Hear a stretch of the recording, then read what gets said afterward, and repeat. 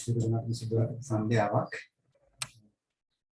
හදිසි ගමනක් එන්න දැන් ආවේ. අපි ටීචර් කෙනෙක් කොවිඩ් පොසිටිව් එකක් වුණා. ඒකට යන්න දුන්නා. අපි සිදුවන වගේ දීලා නැහැ. ඉන්සර්ට් එක පරක්කුනේ. හරි එහෙනම් මේ පටන් ගමු. ප්‍රොපර්ටි එක දෙනවා නේද? හරි ඒකට අපි ගියසරේ 2018 පේපර් එකේ ප්‍රශ්න දෙකක් තියෙනවා. ඒක සාකච්ඡා කරලා 2019 පේපර් එකට ඉක්මනට එමු. එදා බදාදා මේ පන්ති කරන්න බැරි වුණා. ඒකට හේතුව පුතේ මේ අපේ මගේ අම්මා ඇටිලා අකුල ඩැමේජ් වුණා. දැන් රෝද කුඩු ගෙච්චා යනවා කුඩු ගැටලු ගොඩාක් ආවා. ටිකට ඒකත් යනවා. ඒ පිස්සු ගානක් යන්නත් බැහැ. ඊට පස්සේ එක්ස්රේ අරගෙන දැන් සිගනල් මාර්කටින් දෙකක් කරනවා. අකුල කලින් වැටිලා කැඩිලා තිබ්බේ. ප්ලේට් දාලා තිබ්බේ ඒකම තමයි ආයෙත් දෙන්නේ. ඉතින් මහරය ආවිලා. හරි උදාහරණ පටන් ගමු අපි. කටිට මාව ඇහෙනව නේද?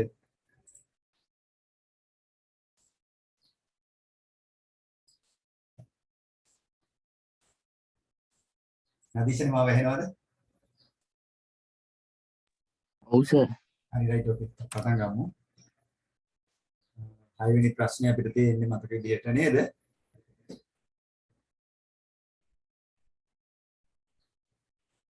හරි අපි 6 වෙනි ප්‍රශ්නේ බලමු. ඖෂධ වෙළඳසැලක දෛනික විකුණුම් වාර්තා තබා ගැනීම සිංහල ළමයි විතර නේද? ඉංග්‍රීසි කොන්නේ. රයිට්. එතකොට ඒකේ කියනවා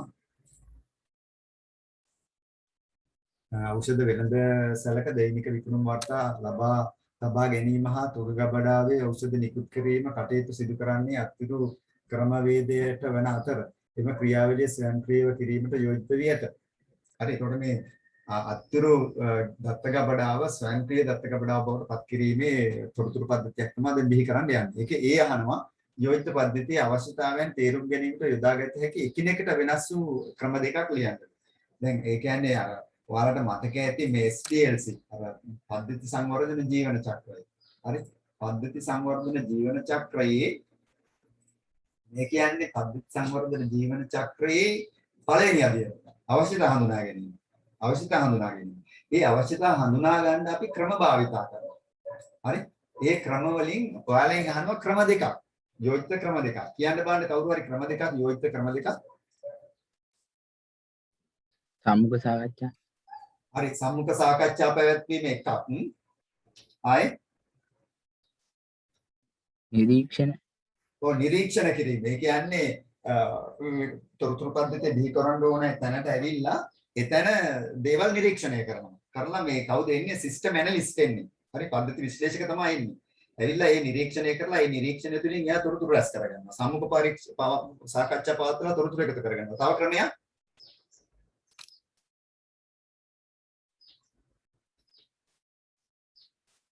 ක්‍රම පහක් අපි අනුගමනය කරනවා. ඒ වයිද අනික් අයට මතක තියෙන්න මේ ක්‍රම මොනවද කියලා. ප්‍රශ්නාවලිය.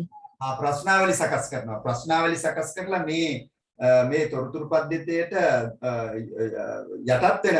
යටත් පිරිසෙන් කණ්ඩායම් කරලා ඒ කණ්ඩායම් වලට අදාළව දෙනවා මේ ප්‍රශ්නාවලි. දැන් පාසලක් ගත්තොත් පාසලක ළමයිට වෙන ප්‍රශ්නාවලියක් දෙනවා, ගුරු මණ්ඩලයට වෙනම දෙනවා, පරිපාලකීන්ට වෙනම දෙනවා, අනධ්‍යයන කාර්ය මණ්ඩලයට වෙනම දීලා ඒවා එකතු කරගන්නවා. යාළුවා මේ තොරතුරු පද්ධතියට එක ගැටෙන අය. ඒක තමයි ප්‍රශ්නාවලිය සකස් කරනවා කියන්නේ. ඊට පස්සේ දැන් ඉතින් විභාගෙට ලෑස්ති වුණාය වෙඩි වගේ මේවට උත්තර දෙන්න පුළුවන් වෙනවා. වාර්තා හා ලිපිගණු වාර්තා හා ලිපිගණු නිරීක්ෂණය. ඒ කියන්නේ මෙතෙක් මේ පද්ධතියේ අත්‍යුරු තොරතුරු පද්ධතියේ ගබඩා කරලා තියෙන වාර්තා ලිපිගණු නිරීක්ෂණය කරනවා. කරලා ඒවයින් තොරතුරු ලබා ගන්නවා මේ තොරතුරු පද්ධතිය සම්බන්ධව. අනිත් එක මොකක්ද අන්තිමට කරන එක? මූලාදර්ශ. ඔව් මූලාදර්ශයක් කියන්නේ මේකට සමාන තොරතුරු පද්ධතියක මොඩල් එකක් හදලා ඒ මොඩල් එක පාවිච්චි කරන්න දෙනවා. දීලා ඒකෙනුත් තොරතුරු ලබා ගන්න. මෙන්න මේ ක්‍රමවේදයන් හතරට තමයි මේ පද්ධති සංවර්ධන ජීවන චක්‍රයේ පළවෙනි අදියරේ තොරතුරු රැස් කිරීම කරන්නේ. ඉතින් මේවා විභාගයේදී අනිවාර්යෙන් අහන ප්‍රශ්න. රයිට් අපි දෙවෙනි එකට එමුතු ඉහත ක්‍රියාවලිය ස්වයංක්‍රීය ලෙස සිදු කරනු ලබන්නේ නම් යෝජිත පද්ධතියේ ආදාන තුනක් හා ඊට අදාළ ප්‍රතිදාන තුනක් ලියන්නලු. දැන් මේ යෝජිත පද්ධතිය දැන් මේ ස්වයංක්‍රීයව කරනවා නම් මේකට ආදාන මොනවද දෙන්නේ? එතකොට ඒකෙන් ලැබෙන ප්‍රතිදාන මොනවද කියලා අහනවා. හරි? දැන් මෙතන කරන්නේ ඖෂධ වෙළඳසැලක දෛනික විකුණුම් වාර්තා ලබාගෙන දෛනික විකුණුම් වාර්තා ලබා ගන්න තියෙන්නේ මෙතන. හරි ලබා ගැනීම ප්‍රතිදානයනේ. තොග ගබඩාවේ ඖෂධ නිකුත් කිරීම කටයුතු සිදු කරන්න අතුරු ක්‍රමයකට වන අතර එම ක්‍රියාවලිය ස්වයංක්‍රීය කිරීමට යෝජිත වී ඇත. එතකොට මේකේ ආදාන කීයක් දාන්නේ? ඉගෙන ලබන්නේ නම් යෝජිත පද්ධතිය ආදාන 3ක්. එහෙනම් ආදාන 3ක් මොනවද? දැන් මෙතනදී ඖෂධ වෙළඳසැලක ඖෂධ විකුණනවනේ. එහෙනම් මොනවද වෙන්න ඕනේ? මොන ඖෂධ විකුණන්නේ? එහෙනම් ඖෂධ නාමය ආදාන විදිහට සටහන් කරන්න නම් වගුව තුන. ඖෂධ නාමය මොන ඖෂධයද විකුණන්නේ? එහෙනම් ඒ ඖෂධයේ නාමය. ඊට පස්සේ මේ ඖෂධය දැන් අපි හිතමුකෝ මේ දැන් අපි ඖෂධයක් මොනම දෙයක් ගන්න වුණත් ඒකේ නිෂ්පාදන දිනය සහ කල්ලිකුත් වන දිනය තියෙනවා. එහෙනම් මේ ඩේටාබේස් එකේ දාගන්න මේ ඖෂධයේ නිෂ්පාදිත දිනය කවද්ද? කල්ලිකුත් වන දිනය කවද්ද? මේක අපි බලලා දෙන්නේ ඩේටාබේස් එකේ. මේක නිෂ්පාදනය කරලා තියෙන කවද්ද? කල්ලිකුත් වෙලාද? මේ කල්ලිකුත් වෙන ඒවා තියෙන්න බෑ මේ ඩේටාබේස් එක තුළ. තිබ්බොත් ඒ කඩේට දඩ ගන්නවා. එහෙනම් මේකේ තියෙන්නේ ඖෂධ නාමයේ තියෙන්නේ නිෂ්පාදිත දිනය තියෙනවා කල්ලිකුත් වන දිනය. ඊට පස්සේ මේ ගබඩාව තුන දැනට කීයක් මේවා තියෙනවද? හරි තොගේ කීයක් ස්ටොක් එකේ ඉතුරු තියෙනවද? ආදී විස්තර තමයි අවශ්‍ය වෙන්නේ. හරි මේ වගේ විස්තර ප්‍රමාණයක් අවශ්‍ය නැහැ. එතකොට ඕනනම් දාගන්න පුළුවන් මේ ඖෂධයේ නිෂ්පාදිත ආයතනය මොකක්ද? මේක ලබා දෙන ආයතන අපිට කවුද? මේ වගේ තොරතුරු තමයි ආදාන විදිහට ලබා දෙන්නේ. එතකොට මේක තුලින් ලැබෙන ප්‍රතිදානය මොකක්ද?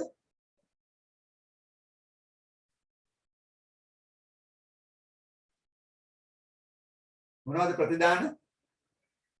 මේක තියෙනවා සටහන් වෙලා.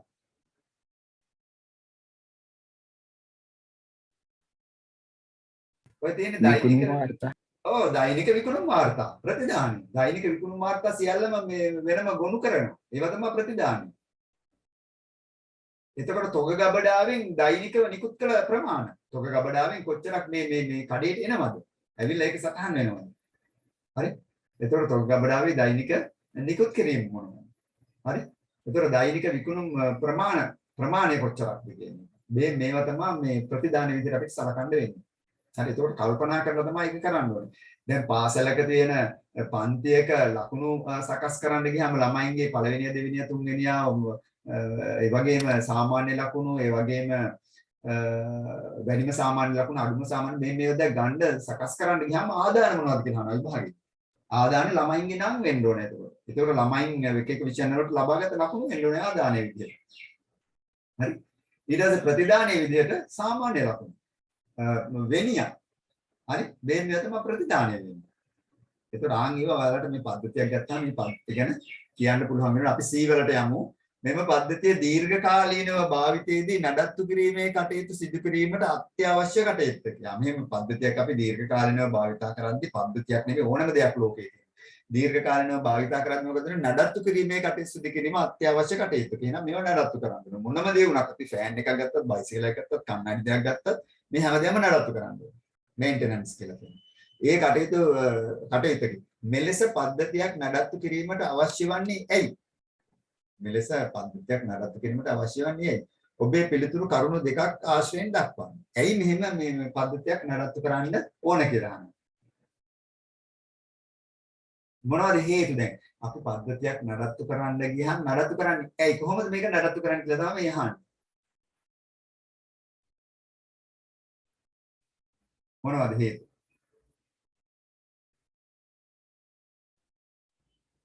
දැන් මේකේ වැඩ කරනවානේ පද්ධතිය පරිශීලකව වැඩ කරනවා. පද්ධතියක් ගත්තාම පරිශීලකව වැඩ කරනවා. මේ වැඩ කරන පරිශීලකයන්ට අලුත් අවශ්‍යතා තියෙනවා. එයාලා කියනවා අපිට මේ දේවල් අවශ්‍යයි කියලා. දැන් Windows 8 කියනකොට මේකේ තියෙන්නේ එයාලා කියනවා Windows 10 අපිට මේක ඕනේ මේ දේවල් මේක කරන්න අමාරුයි අපහසුයි කියලා. ඒතර තියෙන පරිගණක වේගය අඩුයි. මේක වේගින් වැඩ කරන්න බෑ මොකද මිනිස්සුත් එක්ක ගනුදෙනු කරන්න ගියාම මිනිස්සු වැඩි වුණාම බෑ මේ පරිගණකේ වැඩ කරන්න බෑ. එයාගේ ඉල්ලුමට සැපෙම දෙන්න තරම් මේක වේගවත් නෑ. ඒ නිසා අපිට වැඩ කරන්න අමාරුයි. ඒකට පරිගණක අලුත් කරන්න ඕනේ. හරි. තියෙන්නේ මුද්‍රණ යන්ත්‍රය ඩොට් මැට්‍රික්ස් මුද්‍රණ යන්ත්‍රයක්. ඉතා හිමීට වැඩ කරන්නේ. ඒකට කියනවා අපිට ඕනේ ලේසර් මුද්‍රණ යන්ත්‍රයක් ඕනේ මේ කටයුත්තට. මේවා තමයි පරිශීලක අවශ්‍යතා. මේවා කියපුවම මේ පරිශීලක අවශ්‍යතා වලට අනුව පද්ධතිය වෙනස් කරන්න වෙනවා. හරි දීර්ඝකාලීන නඩත්තු කිරීම. වෙන නඩත්තු කිරීමේදී අලුතින් හඳුනාගත් පරිශීලක අවශ්‍යතා ගැන හිතන්න වෙනවා. ඊළඟට දැන් අපි පද්ධති සංවර්ධන ජීවන චක්‍රයේ එක් අධීරක් තියෙනවා. මොකක්ද අධීර? මේ පද්ධතිය නිවැරදිද? මේකේ අඩුපාඩු තියෙනවද කියන අධීරක් තියෙනවා. ඒ අධීර මොකක්ද?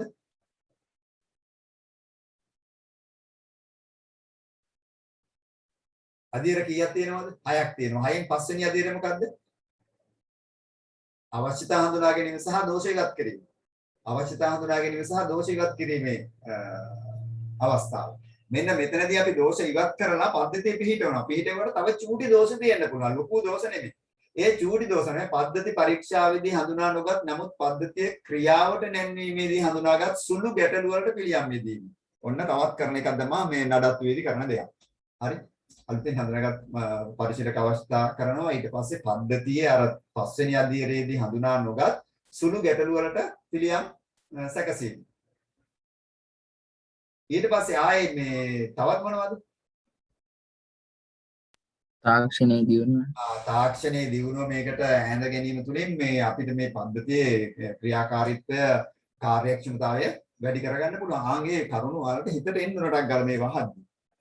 හරි. ඊළඟ D එක කියනවා මෙම පද්ධතිය ස්වයංක්‍රීය කිරීම සඳහා පද්ධති සංවර්ධකයන් විසින් යෝජනා කරන ලද්දේ දියැලි ආකෘතියයි. මෙම තෝරා ගැනීමේ එක් වාසියක් හා අවාසියක් දක්වන. එතන මේ වගේ පද්ධතියක් පද්ධති සංවර්ධන ජීවන චක්‍රය වෙන්න පුළුවන්. ඒ වෙන SDLC එක වෙන්න පුළුවන්. නැත්නම් දියැලි ආකෘතිය වෙන්නද? එහෙම නැත්නම් පුනරාවර්ති වෘත්ති ආකෘතිය වෙන්න පුළුවන්. මේ වගේ ආකෘතියන් මෙතනදී භාවිතා කරන්නේ දියැලි ආකෘතිය. මේ පද්ධතිය සංවර්ධනය කරන්නේ. එතකොට මේ දියැලි ආකෘතිය භාවිතා කරද්දී එතන අහනවා විසින් යෝජනා කරන ලද්දේ දියැලි ආකෘතියයි. මෙම තෝරා ගැනීමේ එක් වාසියක් හා අවාසියක් දක්වන්න. මේකේ වාසියක් සහ අවාසියක් දක්වන දියැලි ආකෘතිය.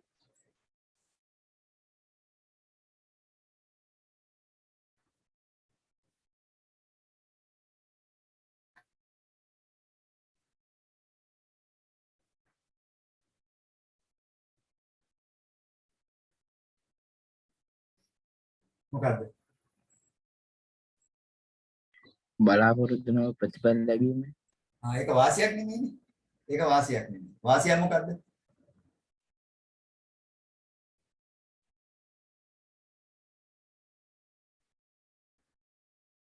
වාසියක් මොකද්ද? මේකේ මේ දියැලි ආකෘතියේ තියෙන වාසිය තමයි මේකේ අදියර දැන් හිතන්නකො අදියර 3ක් 4ක් තියෙනවා කියලා.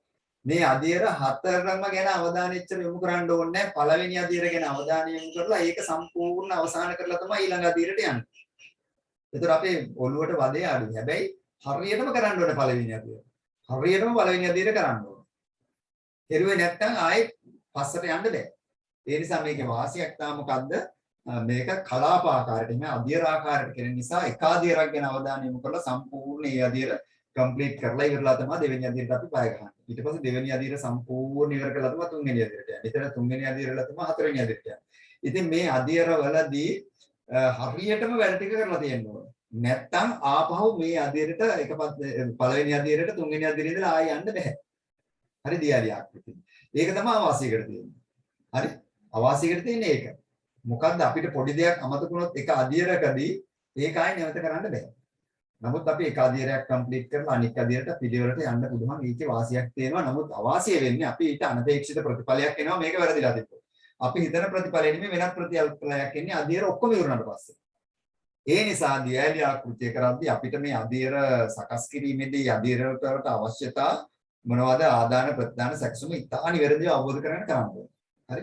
ඒකේ වාසිය තමයි අධියර විදියට තියෙන නිසා එකක් ඉවර කරලා අනිකට යන්න පුළුවන්කම. නමුත් එකක් වැරදුනොත් අනපේක්ෂිත ප්‍රතිඵලයක් එන එක තමයි අවාසියට අපි සලකන්නේ. ඒකට ඒව මතක තියාගන්න වෙන නැවත පොතේ තියෙනවා මේවා. නැවත පොතේ මේවා කියවන්න. රයිට් ඊළඟට අපි එන්නේ. දෙවෙනි කොටසේ. ටග් ගාලා බලන්න දෙවෙනි කොටසේ උත්තර ටික යටින් දීලා තියෙනවා. ටග් ගාලා බලන්න උත්තර ටික මොනවද මේකට එන්නේ කියලා.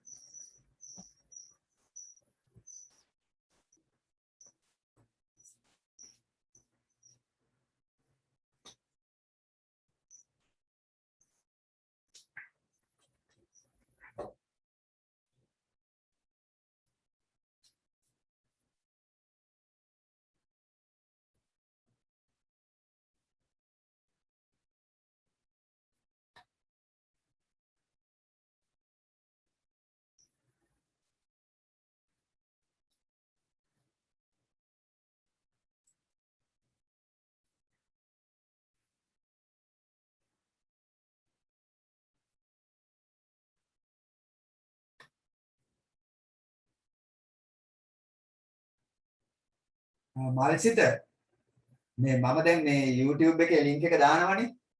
ඒතකොට බලමු නේද? හරි සර් එහෙම කමන්නේ. මම මොකද ඒක හොඳටම පැහැදිලි කරලා තියෙනවා කතා කරලා. ඒකට වාට නැවත බලද්දි මේ හොඳට අවබෝධ කරගන්න පුළුවන්. හරි සර්. හරි. සර් ඔය පේපර් ටික මේ ගන්න විදියක් නැද්ද? මේ පේපර් ටික මෙහෙමයි මේ මම පේපර් ටික ෆොටෝකොපි ගහන්නම්. හරිද? හරි සර්. අහලා මේ මෙහෙ කියන්නම්. එතකොට ඔයාලට මේ ආයෙ දවසක ගන්න පුළුවන්. මම ඒ ටික කරලා තියන්නම්. මේ ටික දාන්නම් ඔය ගෲප් එකටත් දාන්නම් ඉවරනහම. හරි සර්. ෆොටෝකොපි ගහලා තියන්නම් ඔයාලට. හරි සර්. හරි.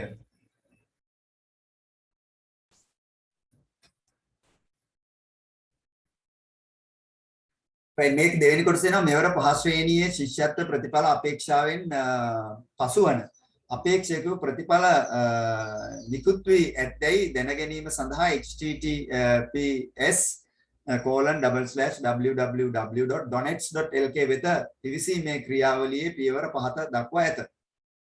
එතකොට මෙයා දැන් මේ ප්‍රතිඵල බලන්න යන්නේ මේ දවස්වල ඕල ප්‍රතිඵල බලනවා කට්ටිය. P සිට U දක්වා ඇති ලේබල් සඳහා නිවැරදි පද වරහන් තුලින් තෝරා සම්පූර්ණ කර මෙහි නිවැරදි අනුපිළිවෙල දක්වන්න. එතකොට A කියනවා P කියන එක වරහන් තුල යන IP ලිපිනේ ඇති වෙබ් සේවාදායක HTML දත්ත ප්‍රවාහය ආපසු එවනු ලබයි. එතකොට මොකද්ද IP කියපුවම මොකද්ද? IP ලිපිනේ කියන්නේ අර ඩෙසිමල් කොටස් 4කින් ඩොටඩ් ඩෙසිමල් වලින් දීලා තියෙන එක. නේද? එහෙනම් ඒක IP කියනකොටම ඔයාලා දන්නවා 222.157.257.221 කියන එක තමයි IP ලිපිනේ. එහෙනම් ඒක තමයි එතෙන්ට යන IP ලිපිනේ ඇති වෙබ් සේවාදායකය. වෙබ් සේවාදායක කියන්නේ අපිට මේවා ගෙනල් දෙන එක්කෙනා. HTML දත්ත ප්‍රවාහය ආපසු එවනු ලබයි. යා HTML දත්ත ප්‍රවාහයක් එවනවා අපිට.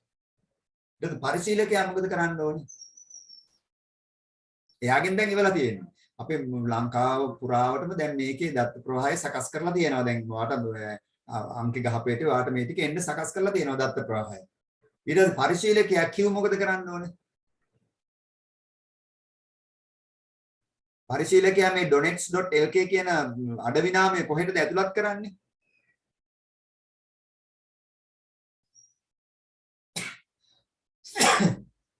කියන්න බෑ.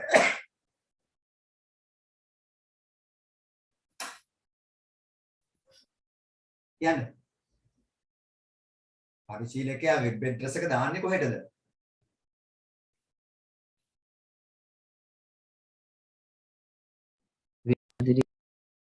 මොකද්ද? වෙබ් අතිරික්ත වෙබ් අතිරික්සුව. පරිශීලකයා වෙබ් අතිරික්සුව විවෘත කර www.donets.lk කියන යන්න ඇතුළත් කරයි. වෙබ් අතිරික්සුව මගින් http get ඉල්ලීම යන IP ලිපිනේ ඇති වෙත යොමු කරන ලබයි. කාටද මේක යොමු කරන්නේ? කාටද යොමු කරන්නේ? කාටද යොමු කරන්නේ? වසන්නාම සේවාදායක. අන්න හරි. කාටද යන්නේ? වසම්නාම කියන්නේ යන්නේ වෙබ් සේවාදායකයට. වෙබ් සේවාදායකයන් සර්වර් මැෂින් එක.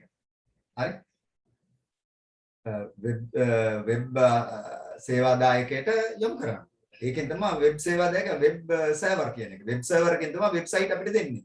මේල් සර්වර් එකෙන් තමයි ඊමේල් අපිට එවන්නේ. වෙබ් සර්වර් එකෙන් තමයි වෙබ්සයිට් අපිට දෙන්නේ. එතකොට වෙබ් සර්වර් එකට යොමු කරනවා. හරි? එතන වෙබ් අතිරික්සව මගින් මොකක්ද ඊට පස්සේ S එකට එන්නේ? වෙබ් අතිරික්සව මගින් විදහු කියන එක කරනු ලබයි. කියන්නේ රෙන්ඩරින් කරන ලබයි. කියන්නේ මේක මොකද්ද වෙබ් පිටුව අපිට ලබා දෙනවා. වෙබ් අතිරික්සයෙන් HTML පිටුව ප්‍රදර්ශනය කරනු ලබයි. HTML පිටුවන්නේ අපිට අන්තිමට ලැබෙන්නේ. ඊට පස්සේ T එක මගින් යන IP ලිපින පරිශීලක පරිගණකයේ වෙත එවනු ලබයි.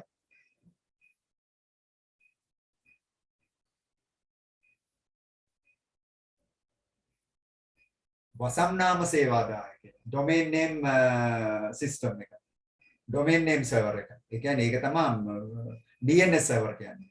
ඒතර DNS server එක domain name ඒක මොකක්ද මේකට දීලා තියෙන්නේ? මේක දීලා තියෙන්නේ වසම් නාම සේවාදායකය යන වසම් නාමයේ IP ලිපිනේ පරිවර්තනය සඳහා වන ඉල්ලීම වසම් නාම සේවාදායකයට යනු ලබයි.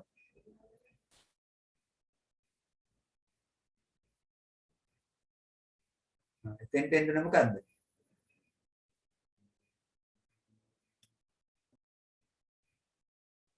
එතෙන්ට යටෑමකට එන්නේ මොකද්ද? HTTP වෙබ් සේවාදායකය යන වසම් නාමයේ IP ලිපිනයට පරිවර්තනය සඳහා වන ඉල්ලීම වසම් නාම සේවාදායකයට යනු ලබයි. ඒකට එතන චූටි ගැටලුවක් තිබ්බ. දැන් පළවෙනි එකට මොකක්ද දෙන්නේ? IP ලිපිනේනේ. ඒක ගැටලුවක් නෑ. දෙවෙනි එක වෙබ් අතිරික්ෂව හරි. තුන්වෙනි එක වෙබ් අතිරික්ෂව මගින් HTML අර පිටුව ප්‍රදර්ශනය කරනවා. වෙබ් අතිරික්ෂවෙන් ඒක ප්‍රදර්ශනය කරනවා. ඊට පස්සේ මගින්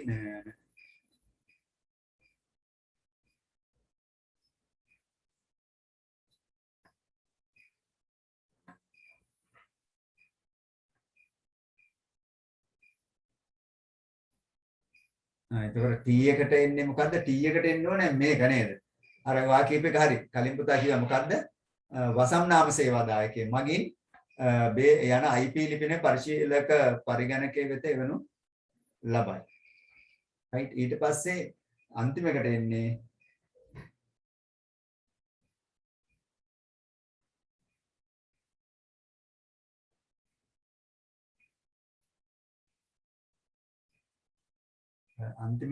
මොකද්ද? යන වසම් නාමයේ IP ලිපිනේ පරිවර්තන සඳහා ඒ කියන්නේ මොකද්ද? වසම් නාමය කියන්නේ මේක ලිපිනය donets.lk කියන එක අන්තිමකට එන්න ඕනේ.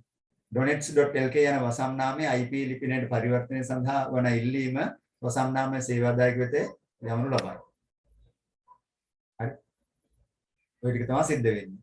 එතකොට අපි ඉස්සෙල්ලාම රික්වෙස්ට් එකක් යවනකොට අපි ටයිප් කරන ලිපිනය වසම් නාම සේවාදායකයට IP ලිපිනයක් බවට ඒක තුන පරිවර්තන වෙනවා. පරිවර්තන වෙලා තමයි ඒක වෙබ් සර්වර් එකෙන් මේ පිටුව අරගෙන අපේ පරිශීලක පරිගණකයට එවන්නේ. එහෙනම් අපි මේ යවන හැම එකක්ම අපි ලියන ඉංග්‍රීසි අකුරු ලියන හැම එකක්ම IP ලිපින බවට පරිවර්තනය වෙනවා. පරිවර්තනය වෙලා තමයි ඒක වෙබ් සර්වර් එකට ගිහින් ඒ වෙබ් සර්වර් එකෙන් අපේ පරිගණකයට එවන්නේ. right. එහෙනම් 7 වෙනි එකට අපි යනවා. 7 වෙනි එකේ චූට්ටක් බලන්න දීලා තියෙන එක බලන්න ඒකේ කියනවා මේ කියනවා සංඛ්‍යා 3ක් කියවා. ඒ අතරින් වඩා විශාල සංඛ්‍යාව දර්ශනය කර ගැනීම සඳහා අවශ්‍ය ව්‍යාජකේතය පහත දැක්වේ. ඉස්සෙල්ලා ව්‍යාජකේතය තේරුම් ගන්න මේ ව්‍යාජකේතය දීලා තියෙනවා. මම මේක මෙහෙම කරන්නම්. කරලා චුට්ටක් අපි තේරුම් ගන්න උත්සාහ කරමු. මේක දීලා තියෙනවා. හරි? ඕකෙදි වෙන්නේ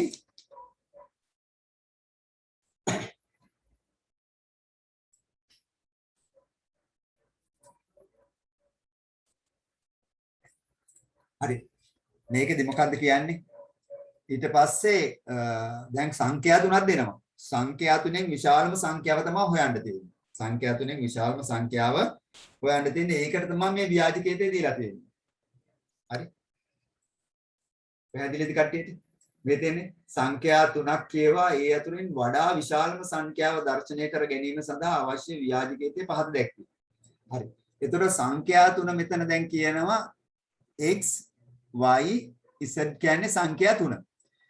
ඊට පස්සේ මේක දෙනවා if x greater than y then x greater than y නම් මොකද්ද විශාල x නේ. ඒකෙන් නවතින්නේ නැහැ. ඊට පස්සේ බලනවා if x greater than z. x එක y වලටත් වඩා වැඩිද z වලටත් වඩා වැඩිද? මේ දෙකම හරි නම් මොකද වෙන්නේ? x තමයි විශාල සංඛ්‍යාව. x තමයි විශාල සංඛ්‍යාව. බැරි වෙලාවත් x y වලට වඩා විශාලයි නමුත් x z වලට වඩා විශාල නැත්නම් මොකද වෙන්නේ z තමයි විශාල සංඛ්‍යාව මේක හරි නෙවෙන්න ඕනේ මේක ඉස්සෙල්ලා සැටිස්ෆයි වෙනවා x y වලට වඩා විශාලද ඔව් නම් විතරක් යනවා x විශාලද z ට වඩා ඒ දෙකම ඔව් නම් x තමයි විශාල හැබැයි මේක ඔව් වෙලා මේක නෑ වුණොත් මොකද වෙන්නේ? z එක තමයි විශාල සංඛ්‍යාව. z එක තමයි විශාල සංඛ්‍යාව. ඒක මෙතනින් කියනවා is display x else display z. ඔය දෙකෙන් එකක්. end if ඒ කොටස end කරනවා. ඊට පස්සේ else වලට යනවා. ඒකද කියනවා if y greater than z. y එක විශාලයි නම් z එකට වඩා. හරි? y එක z වලට වඩා විශාලයි නම් දැන් මේකේ නැත්තම් අනිත් පැත්තනේ. y එක z වලට වඩා විශාලයි නම් විශාල සංඛ්‍යාව y වෙනවා. එහෙම නැත්තම් අනිත් පැත්ත. එතන x නැත්තම් x අයින් වෙනවා එතන. ඊට පස්සේ else එහෙම නැත්තම් විශාල සංඛ්‍යාව i z වෙනවා. ඔන්න ඔතනින් අපිට ওই ක්‍රමවේදය තුලින් අපිට පුළුවන් හරියටම මේ කෝකද විශාල සංඛ්‍යාව මොනම සංඛ්‍යාව විශාල වුණත් ඒක ගන්න පුළුවන්. ඊට පස්සේ ඔයාලට කියනවා ව්‍යාජිකයේදී දක්වා ඇති ඇල්ගොරිතමය සඳහා ගැලීම් සටහන අඳින්න. ඕන දැන් ගැලීම් සටහන අඳිනකොට මීට වැඩි අවබෝධයක් එනවා. ගැලීම් සටහන අඳින්න මීට වඩා අවබෝධයක් එනවා. දැන් ගැලීම් සටහන අඳින්න පුළුවන් කට්ටියට දැන් මේක ඉස්සෙල්ලාම වෙන්නේ මොකද්ද? ඉස්සෙල්ලාම අපි දන්න ඕනම ගැලීම් සටහනක ආරම්භය තමයි තියෙන්නේ. මේක ස්ටාර්ට් එක. ස්ටාර්ට් එක. ඊට පස්සේ ඒකට ආදාන මොනවද? ආදාන විදිහට අපි x y z කියන සංඛ්‍යා තුන. මේ තුන තමයි ආදාන. එතකොට එකක් පැරලෝග්‍රෑම් එකක් තුල දානවා ආදානේ මේක. ආදානේ මේක. ඊට පස්සේ මේ ආදානය ගත්තට පස්සේ මොකක්ද කියන්නේ?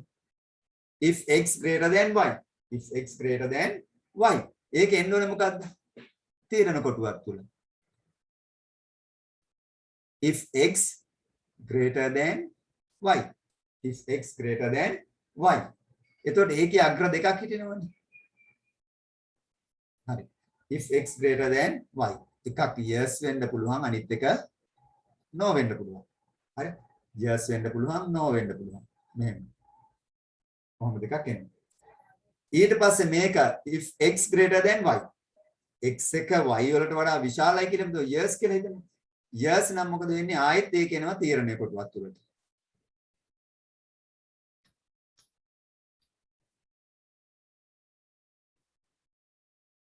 ආයෙත් තීරණ කොටුවක් තුලට එනවා. ඇවිල්ලා අහනවා x greater than z. y වලටත් වැඩි නම් x greater than z. හරි මේ ව්‍යාජකයේ උඩ කැලේ ලියාගෙන යනවා. හරි x greater than z. ඊට පස්සේ ඒකෙත් වෙනවනේ yes no දෙක. මේ පැත්ත අපි හිතමු yes කියලා. මේ පැත්ත no කියලා කියනවා. ඒ no. හරි. එහෙනම් මේ x එක y වලට වඩා විශාලයි yes. එහෙනම් මේ පැත්තට ආවා x greater than z. ඒකත් විශාලයි. විශාලයි නම් x එක තමයි ඩිස්ප්ලේ වෙන්නේ. කොහොම අවුට්පුට් එක. අවුට්පුට් එක x එක. x එක තමයි විශාල සංඛ්‍යාව. Display x. එහෙම නැත්නම් මේ x එක y එකට වඩා විශාලයි නමුත් x එක z එකට වඩා කුඩායි. එහෙනම් මොකද වෙන්නේ? අනිවාර්යෙන් අවුට්පුට් එක වෙන්නේ මොකද්ද? z. ඊට පස්සේ මේ දෙකේ අවුට්පුට් එක මෙහෙම එකතු වෙලා ඒක end එක දක්වා ගමන් කරනවා. කොහොම ඒ පැත්ත end එක. end එක. හරි ඒ කෙරුවේ අර උඩ කොටස. මේ ඩිස්ප්ලේ එක ළඟට එන එකක් තමයි කෙරුවේ. හරි? ඒ දෙක. ඊට පස්සේ අනිත් පැත්තට යනවා. බැරි වෙලාවත් මේ මෙතන x විශාලයි y වලට කියන එක no නම් y එක තමයි විශාල. y එක තමයි විශාල. එහෙනම් මේක මෙතනින් ගිහිල්ලා මෙතෙන්ට එනවා. මේ වගේ box එකකට එනවා. එතකොට එතනදී අහනවා මොකද්ද? y greater than z. දැන් මෙතන x විශාලයි y ට කියලා අපුවාම x කුඩායි. no. එහෙනම් y නේ ලොකු. y දැන් ලොකු එක්කෙනා. x ට වඩා y ලොකුයි. ඒක දැන් ඉවත් වුණානේ. ඊට පස්සේ මෙතනින් අහනවා මොකද්ද? y z ටත් වඩා විශාලද? y z ටත් වඩා විශාලද? එක පැත්තක් no වෙන්න පුළුවන් අනිත් පැත්ත yes වෙන්න පුළුවන්. ඒතර yes වුණා නම් මොකද වෙන්නේ? y එක දැන් x ටත් වඩා විශාලයි z ටත් වඩා විශාලයි. එහෙනම් y තමයි ප්‍රතිදානය වෙන්නේ. y ප්‍රතිදානය වෙනවා. එහෙම නැත්නම් මොකද වෙන්නේ? z ප්‍රතිදානය වෙනවා. z ප්‍රතිදානය වෙනවා. ඊට පස්සේ මේ දෙකත් මෙහෙම එකතු වෙනවා. එකතු වෙලා ඒකේ අවුට්පුට් එකත් මෙතෙන්ට එනවා. ඔන්න ඔය ක්‍රමවේදය ඕක තමයි ලියන්න වෙන්නේ. ඕක දැන් ඔයාලට මේ ගැලීම් සටහන දිහා බලපුවහම පැහැදිලිව අවබෝධ කරගන්න පුළුවන්. ගැලීම් සටහනේ. ඔය ගැලීම් සටහන තමයි මෙතෙන්ට එන්නේ. පැහැදිලිද ඒක මල්සිද? ඔව් සර්. හරි. ඒක නැවත මම ලින්ක් එක දැම්මට පස්සේ ආයෙ බලන්න. ගායනි පැහැදිලිද? ඔව් සර්. හරි. ඒක මේක තමයි සිද්ධ වෙන්නේ. ඒකට ඒක ගැන පොඩි මේ අවධානයක් තියෙන්න වෙනවා මේක කරන්න ගියාම. හරි.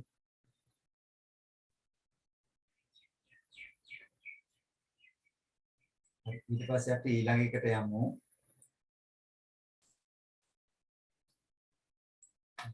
ඊළඟ එකට යන්න අපි මේක මකන්න නේ. මකන්නද?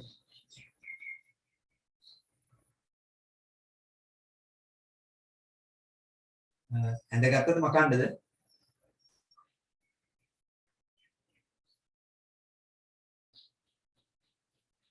අදිෂන් හරිද? හරි සර්. හරි.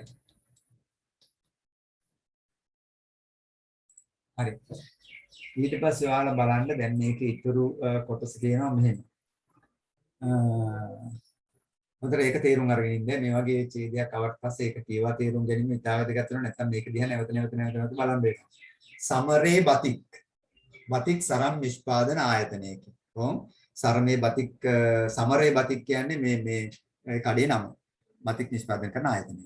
කුලී පදනම යටතේ සේවකයන් 50 දෙනෙකු මෙහි සේවය කරයි. කුලී පදනම යටතේ සේවකයන් 50 දෙනෙක් මේ ආයතනයේ ඉන්නවා. පොළොවට දාගන්න ඒවා. සේවකයන් 50 දෙනෙක්. කුලී පදනම මත. දිනකට නිපදවන සරම් ප්‍රමාණයට අනුව සතියක් අවසානයේදී ඔවුන්ගේ වැටුප් ගෙවීම සිදු කරයි. මෙයාලට වැටුප් ගෙවීම සිදු කරන්නේ හරියටම සරම් නිපදවන සරම් ප්‍රමාණය මත තමයි මෙයාට වැටුප් ගෙවන්නේ සති අන්තයේ. හැම සතියකම වැටුප් ගෙවනවා.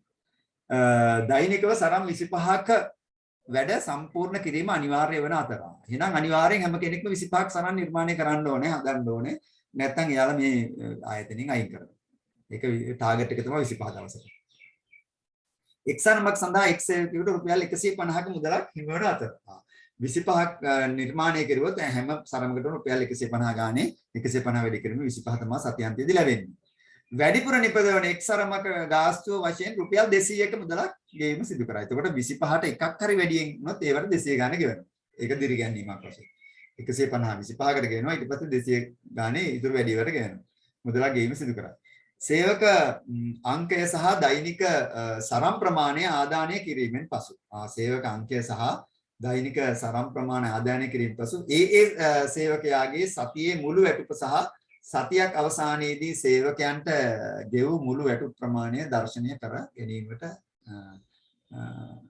ගොඩනගන ලද සම්පූර්ණ ගැලීම් සරණ පහත දැක්වියා. එහෙනම් මේ සතියාන්තයේදී මේ සේවකයාගේ සියලු මුළු වැටුප් සහ සතිය අවසානයේදී සේවකයන්ට ගෙවූ මුළු වැටුප් ප්‍රමාණය දර්ශනය කර ගැනීමට තමයි මේ ගැලීම් සරණ හදලා තියෙන්නේ. ඒකෙදි කියනවා මම ඒක පොඩි කරනවා ඔයාලට. දැන් ඔයාලටම මතකයි. අර ඉහත විස්තරේ මතක තියෙන්න ඕනේ. නැත්තම් මේ වැඩේ කරන්න බෑ. මොකද්ද? ආයතනයක් තියෙනවා. ආයතනයේ සරන් නිෂ්පාදනය කරනවා. සේවකයෝ 50ක් ඉන්නවා කුලී පදනම මත අරන්. එතනින් සෑම සේවකයෙක්ම සතියකට සරන් 25ක් අනිවාර්යෙන් නිර්මාණය කරන්න ඕනේ. සතියට සරන් 25ක් නිර්මාණය කරලා තිබ්බොත් එක සරමකට රුපියල් 150 ගාණක් ගෙවනවා. ඊට වඩා වැඩියෙන් නිර්මාණය කරුවොත් සරමකට රුපියල් 200 ගාණේ ලැබෙනවා. හරි ඒ ටික මෙතන දීලා තියෙනවා A සිට J දක්වා ඇති ලේබල් සඳහා නිවැරදි පද වරහන් තුලින් තෝරා සම්පූර්ණ කරන්න. NS කියන්නේ number of finished surrounds. ES කියන්නේ employee code එක. employee code එක. ඊට පස්සේ දීලා තියෙනවා වරන් දීලා count salary total pay count greater than less than or equal to 50 NS greater than or equal to 25. EC කියන්නේ අර උඩින් දීලා තියෙන employee code එක. NS කියන්නේ number of finished surrounds. අවසන් කරලා තියෙන සරන් ගණන. ඊට පස්සේ මේක දීලා තිනවා දැන් මේ හිස්තැන් දීලා තියෙනවා. එක තැනක ඒක පොඩි සංශෝධනයක් තියෙනවා මම ඔයාලට කියන්නම්. මෙතන වැරද්දක් තියෙනවා. මෙතන 40 නෙමෙයි එන්න ඕනේ. මෙතන එන්න ඕනේ මේ 25. මෙතන එන්න ඕනේ 25. හරි. මෙතන එන්න ඕනේ 25. මොකද සතියකට සරන් 25. 25 වැඩි කිරීම 150. තමයි එතන එන්නේ 25 වැඩි කිරීම 150. එකතු කිරීම මෙතන ඊට පස්සේ D එක. D එක මොකක්ද කියලා තමයි අහන්නේ. එහෙනම් මෙතන 40 නෙමෙයි 25 කියලා මතක තියාගන්න. දැන් මේක කරන්න බාන්න ඒකට එන ටික මෙතනින් ගලපන්න බාන්න.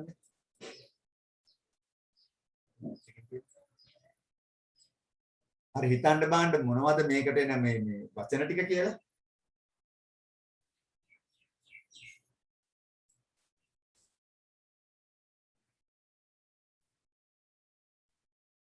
මේක වෙලාවක් දෙන්න.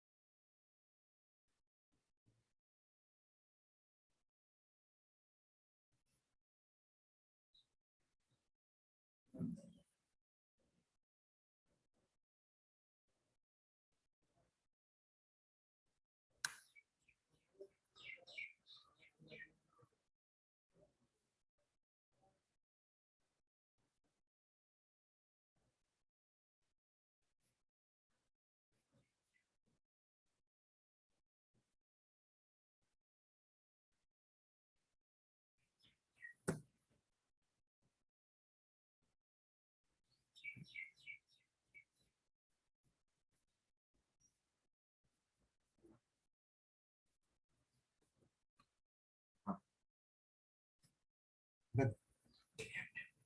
ඈ? මොනවද?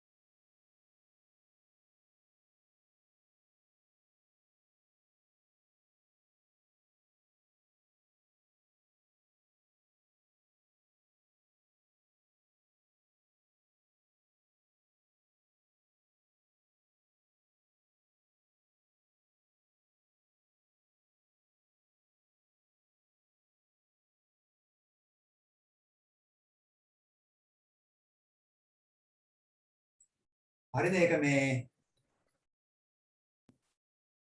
ගත්තද ඔයාලා ටික? හරි ඒක බලමු. එහෙනම් උඩට මෙන්න start count is equal to 1. count එක 1යි. දැන් count එක 1යි. ඒ කියන්නේ කෙනෙක් ඇතුළත් කරලා total pay is equal to 0. සම්පූර්ණ වැටුප බිඳුවයි. මොකද තාම මුකුත් මේ ගණනය කිරීම කරලා නැහැ. හරි හින්දා ආරම්භයේදී වැටුප බිඳුවයි. හරි යාලා සතියක් තුල 25ක් නැවුවොත් තමයි 25ක 25 වැඩි කරලා වැටුප හම්බෙන්නේ. හරි. හරි ඊට පස්සේ A කියන එකට මොකක්ද දෙන්න ඕනේ?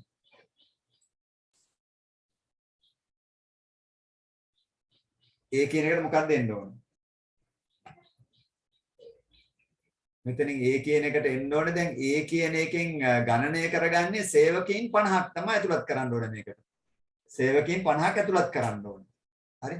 එහෙනම් සේවකයන් 50 නම් අපි කියන්නේ number of finished rounds කියන්නේ ns කියන්නේ number of finished rounds. ඒකට count is ඒකට මෙතෙන්ට දාන්න ඕනේ මොකද්ද? count is less than or equal to 50. count is less than or equal to 50. ඒ කියන්නේ count එක දැන් සේවකයන් 50නේ. 50 තමයි count කරගන්නේ 1 2 3 4 5 කියලා. එහෙනම් මෙතෙන්ට දාන්න ඕනේ count less than or equal to 50. count එක අඩු හෝ සමානද 50ට. හරි? අඩු හෝ සමානද 50ට. එහෙනම් years නම් පල්ලෙහාට එනවා. no නම් no කියන්නේ 51 වෙලා. වැඩි වෙලා. හරි? no නම් මේ පැත්තෙන් n වෙනවා. හරි? n වෙනවා. එතකොට මේ years නම් මොකද වෙන්නේ? enter b මොකද්ද? දැන් මේ සෑම එම්ප්ලොයි කෙනෙක්ටම 50ක් ඉන්නවනේ 50ට කෝඩ් එකක් දීලා තියෙනවා. එම්ප්ලොයි කෝඩ් එකක්. ඒ ආයතනෙ. හරි? ඒ කියන්නේ ID එක. හඳුනා ගැනීමේ අංකය දීලා දෙනවා. මොකද කරන්න ඕනේ? 50ට වඩා අඩුයි නම් years නම් මොකද කරන්නේ? එම්ප්ලොයි කෝඩ් එක දෙන්න ඕනේ. එම්ප්ලොයි කෝඩ් එක දෙන්න ඕන. ඊළඟ එම්ප්ලොයිගේ කෝඩ් එක දෙනවා. හරි? enter employee code and number of finished rounds. හරි? employee code එකයි යා නිම කරපු සරන් ගණනයි දෙනවා. ඊට පස්සේ ඒක දුන්නට පස්සේ ආයෙ තැනකදී අහනවා මොකද්ද?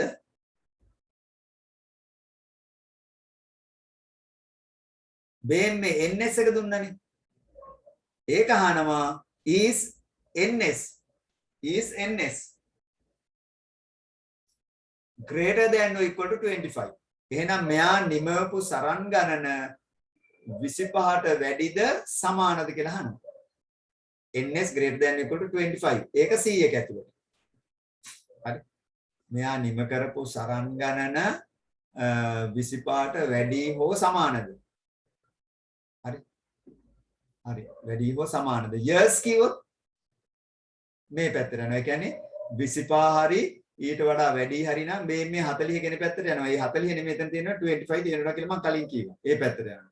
නෝනම් හරි එහෙනම් එයා මහපු සරන් ගණන ඊට අඩුයි නම් ඒ කියන්නේ 25ට අඩුයි නම් මොකද වෙන්නේ? salary කියන එක salary is equal to මොකද්ද වෙන්න ඕනේ? E කියන්නේ මොකද්ද? Number of finished rounds. Yes, number of finished rounds. ඒ කියන්නේ NS එක. NS වැඩි කිරීම 150යි. එතකොට එයා 20යි නම් සරම් මාලා තියෙන්නේ එයාට 20 වැඩි කිරීම 150යි ප්‍රමාණයක් ලැබෙනවා. ඒ කියන්නේ. හරි? 20 වැඩි කිරීම 150යි ප්‍රමාණයක් වැඩෙනවා. නැත්තම් මේ පැත්තෙන් ගියොත් මොකද වෙන්නේ? years පැත්තට ගියොත් ඒ කියන්නේ මෙයා 25 හෝ ඊට වැඩි ගන්නවා. හරි? හරි එහෙනම් මේ පැත්තට යනවා years පැත්තට. හරි අර කහන්නේ ns greater than or equal to 25. හරි. එතකොට මේ පැත්තට යනවා මේක. හරි. මෙයා දැන් මහලා තියෙන 30යි කියමුකෝ. එහෙනම් මෙතන යනවා. මෙතන මොකද වෙන්නේ? එතන මුලින් 25 වැඩි කිරීම 150. 25කට යනකම් 150 ඒවා හම්බ වෙනවා. එකතු කිරීම ඊළඟට මොකද වෙන්නේ? D කියන්නේ මොකද්ද?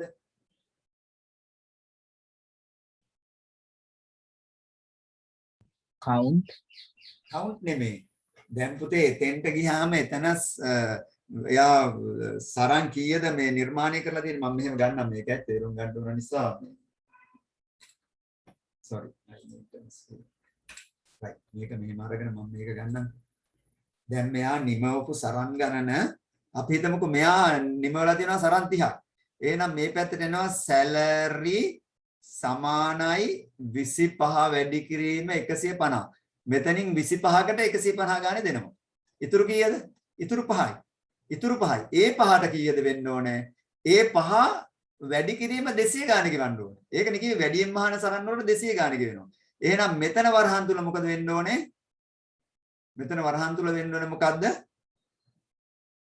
NS නිමවපු සරන් ගණන number of sarons minus 25. වැඩි කිරීම 200. ඇයි ඒ මොකද වෙන්නේ? NS කියන්නේ 30න් 25ක් අඩු කරපුවාම 5 ඉතුරු වෙන්නේ. ඒ 5 200න් වැඩි වෙනවා. එහෙනම් මෙතෙන්ට එන්නේ මොකද්ද? 25 වැඩි කිරීම 150 එකතු කිරීම 5 වැඩි කිරීම 200. ඔය ටිකනේ හැදෙන්නේ නේද? ඔය ටික තමයි එයාගේ වැටුප. එයාගේ වැටුප. මොකද එයා 25ට 5ක් වැඩියෙන් හදලා තියෙනවා. එහෙනම් ඒ 5 200 ගාන දෙනවා. හරි? පැහැදිලිද කියන එක ඔයාලට? And addition? Oh, sir. Malsita? ඔව් සර්. Sahan? Sahan වරහන් තුල ඉන්නේ. නිසුලා මොකද කියන්නේ? ගයනි?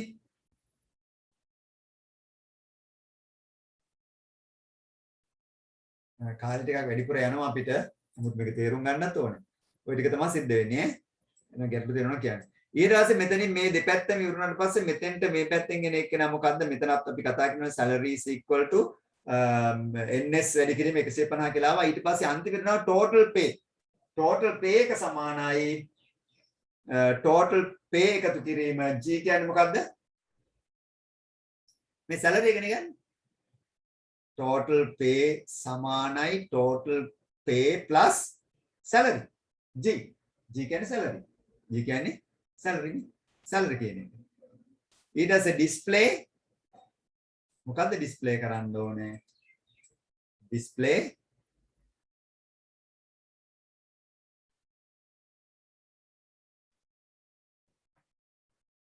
total pay is equal to total pay plus salary. ඊට පස්සේ display total pay එක නේද display කරන්න ඕනේ. ඊට පස්සේ i එක count is equal to count plus 1. i එක count is equal to count plus i. එතකොට display මෙතන j එකටනේ total pay එන්නේ නේද? මෙතන display salary. මෙතන salary එක display වෙනවා. h එක display salary. එතකොට count is equal to count plus 1 මෙතෙන්ට ආවා. මෙතනින් no පැත්තට යනවා. මෙතන දැන් 50 complete කියන්නකෝ. 50 complete නම් no පැත්තට යනවා. no පැත්තට ගියාම display total pay stop. ඕක තමයි සිද්ධ වෙන්නේ. එහෙනම් ඒක ගැන තව චුට්ටක් බලන්න. මම මේක දැම්මට පස්සේ මේක ආයේ මේ පිරික්සන්න ඔයාලා කොහොමද මේක සිද්ධ වෙන්නේ කියලා බලා ගන්න. රයිට්. ඔච්චරයි ඒක තියෙන්නේ. එතකොට අපි ඊළඟ පේපර් එකට යනවා. 2019 third term test එක. 2019 third term test එක. ඒක චුට්ටක් පොඩි තිබ්බට ඔයාලට පේනවනේ රයිට්. අපි ඒක කරගෙන යමු. පළවෙනි එක. හරි.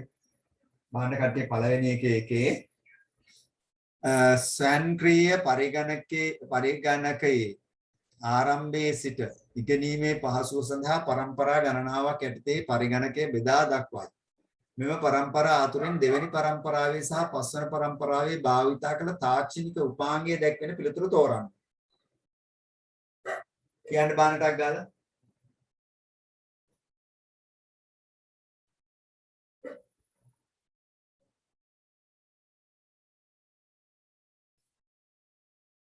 මොකද කට්ටිය අඩු වෙන්නේ දැන් පන්ති තියෙනවද? මල්සිත පන්ති තියෙනවද මොනවද? නෑ සර් මට නම් නෑ. නදීෂණ? මටත් නෑ සර්. හරි අද කොහොම හරි කට්ටියකට විද්‍යාපන්තියක් හරි මොකක් හරි දෙනවා කියලා කලින් කීවා. ඒකයි දැන් මේ කට්ටිය එනවා අඩු. හරි. එහෙනම් බලමු. එතකොට කියන්නකෝ මේකේ උත්තරේ මොකද්ද? දෙකද සර්? එක රික්ත නලද අහලා තියෙන්නේ මොකද්ද? සර් දෙක. පරිගණක ආරම්භය මෙම පරම්පරාව තුළින් දෙවන පරම්පරාවේ සහ පස්වන පරම්පරාවේ පළවෙනි පරම්පරාවනේ රික්ත නල. ඒතර පළවෙනි පරම්පරාව මෙතන නෑ. ඒතර දෙවෙනි පරම්පරාව දෙක කියන එක හරියයි කියලා හිතනවා. ට්‍රාන්සිස්ටරේ ඊට පස්සේ අධික ප්‍රමාණය අනුව ULSIC. හරිනේ? ඉස්සෙල්ලා පළවෙනි පරම්පරාවේ රික්ත නලාව, දෙවෙනි පරම්පරාවේ ට්‍රාන්සිස්ටර් සාව, තුන්වෙනි පරම්පරාවේ මොනවද ආවේ? IC එක ආවා. හතරවෙනි පරම්පරාවේ LSIC VLSIC. පස්වෙනි පරම්පරාවේ ULSIC ආවා. එහෙනම් අහලා තියෙන දෙවෙනි පරම්පරාවේ පස්වෙනි පරම්පරාවේ උත්තරේ දෙවෙනි එක වෙන්නේ ට්‍රාන්සිස්ටර් සහ ULSIC. අධික ප්‍රමාණයේ අනුකල්ප. අයි දෙවෙනි එක. දෙවෙනි එක ගලපන්න බාන්ටක් ගාලා.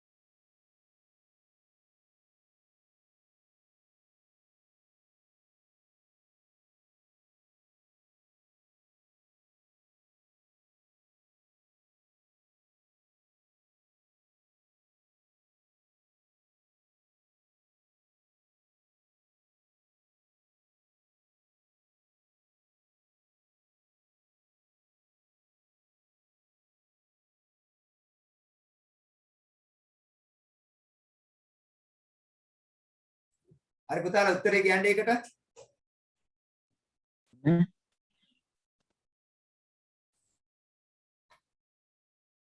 දෙවෙනි එකට උත්තරේ මොකද්ද ගත්තේ? 3 සර්. තුන්වෙනි එකද? ඒකට කිව් එක සෞඛ්‍ය ශාස්ත්‍රය වෙනත් ස්ථානයක සිටින රෝගියෙකුගේ හදවත් සැත්කමත් තොරතුරු හා සංවේදන තාක්ෂණය මගින් සිදු කිරීම. හරිනේ සෞඛ්‍ය ශාස්ත්‍රය එක. ඊට පස්සේ B එක R එකට අධ්‍යාපන ශාස්ත්‍රය. වෛද්‍ය ශිෂ්‍යයෙකු විසින් තම ව්‍යාපෘතියකට අදාළ අන්තර්ජාලයෙන් මොනවාද අන්තර්ජාලයෙන් ලබා ගැනීම. අන්තර්ගතයෙන් අන්තර්ජාලයෙන් ලබා ගැනීම. අධ්‍යාපන ශිෂ්‍ය. හරිනේ හරි. ඊළඟට C එක S එකට ගමනාගමන ශාස්ත්‍රය.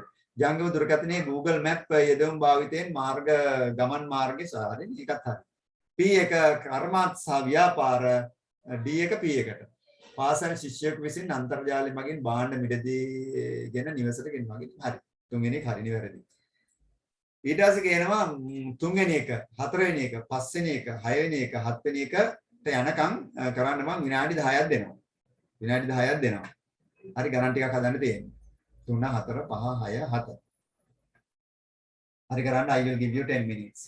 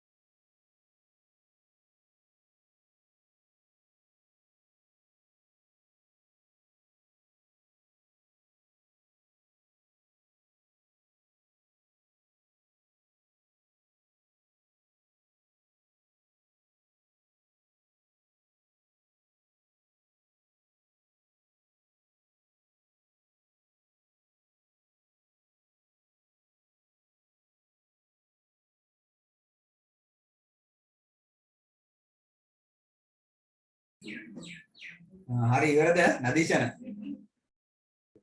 ඔව් සර්. හරි ඒකේ මේ පළවෙනි එක අහනවා තුන්වෙනි එක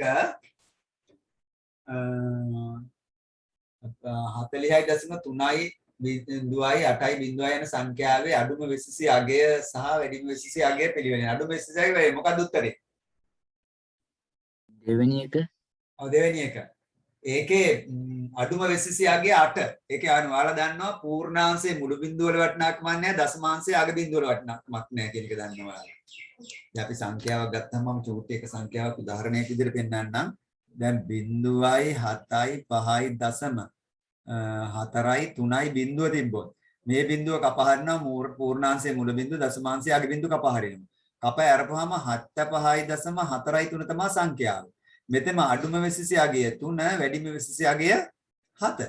ඔය දෙකනේ. ඒ වගේ මෙතනත් අපි අග බිඳුව අයින් කරපුවාම 8 තමයි අඩුම වෙසිසි අගය 4 තමයි වැඩිම වෙසිසි අගය විදිහට ගන්න වෙන්නේ. හරි නිවැරදි උත්තරේ.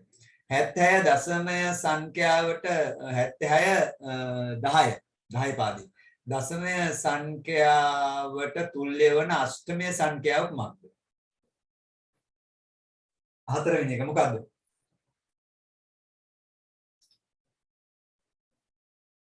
මොකද්ද? මල්චිත.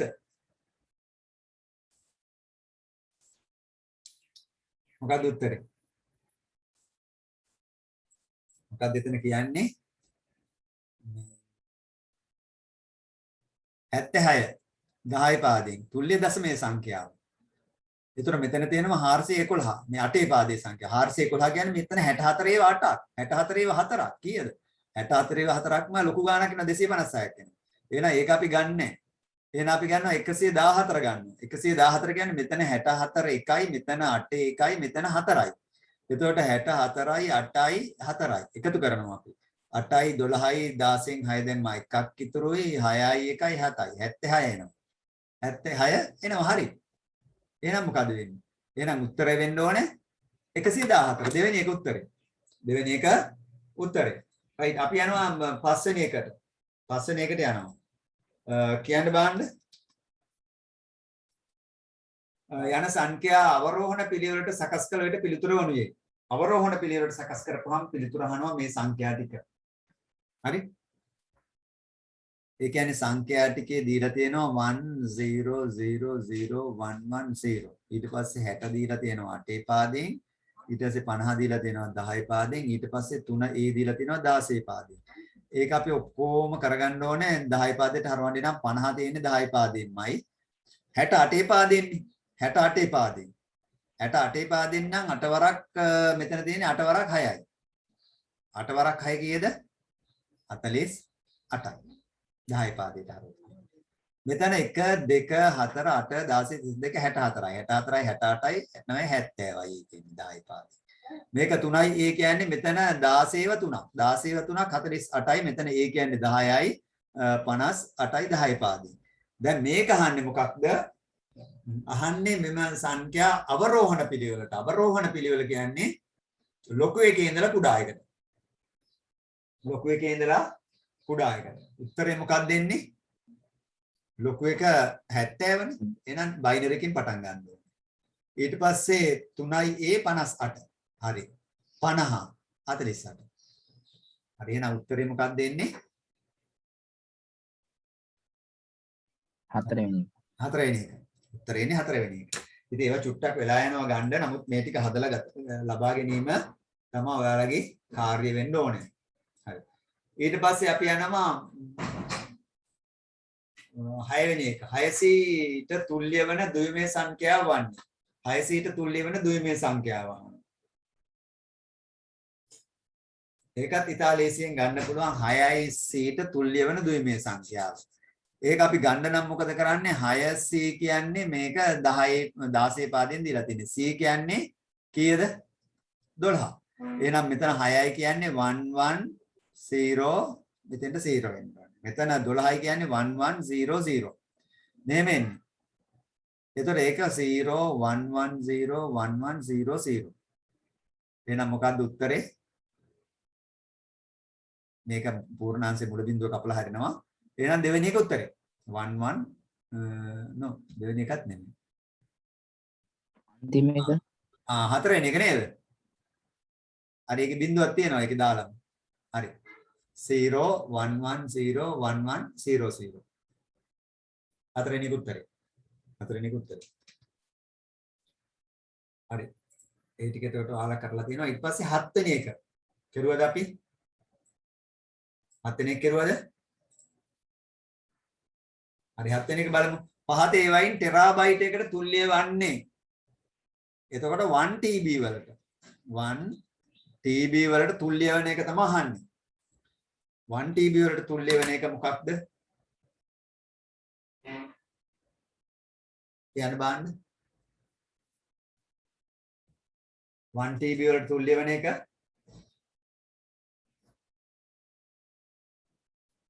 දැන් මෙතන දීලා තියෙනවා 4 වැඩි කිරීම 2 to power of 20 MB කියලා තියෙනවා. ඒතකොට ඒක අපි හදලා බැලුවොත් 2 to power of 10 MB කියන්නේ කීයද කියන්නේ පුතාලා? මොකද්ද? 2 to power of 10 කියන්නේ 1024යි MB. 1024යි MB සමානයි මොකේද? 1 GB 1 GB වලට. දැන් මෙතන කියන්නේ 2 to power of 20 MB. කියපුවම කීයට සමාන වෙන්නේ?